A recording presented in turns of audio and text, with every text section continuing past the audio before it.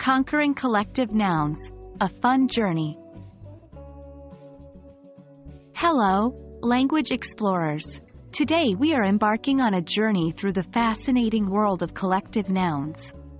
This is an integral part of mastering the English language, and we're going to dive right into the heart of how to use these unique nouns in sentences. So, grab your notebook and pen and let's get started. Collective nouns are words that refer to groups or collections of things or people. They include words like team, family, flock, and bunch. While they might represent multiple entities, collective nouns are treated as singular units, and this can sometimes cause confusion when it comes to verb agreement. Don't worry, though, we'll delve into this in the next section.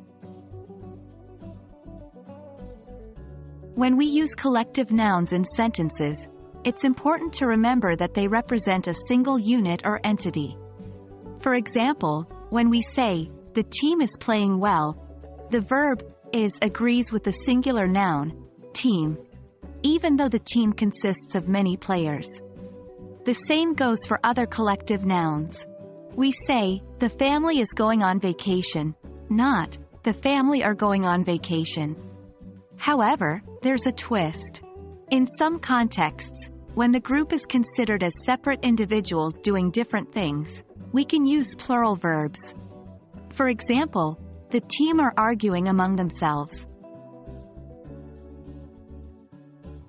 In British English, it's more common to use plural verbs with collective nouns when the group is seen as acting separately. For example, "The government are not agreeing on this issue."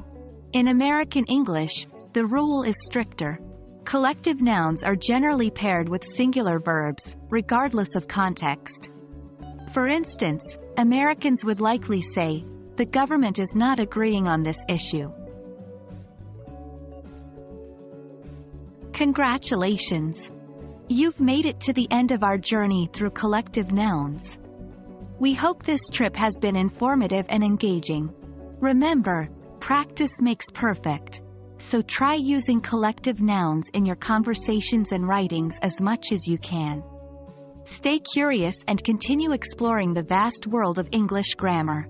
Until next time, happy learning!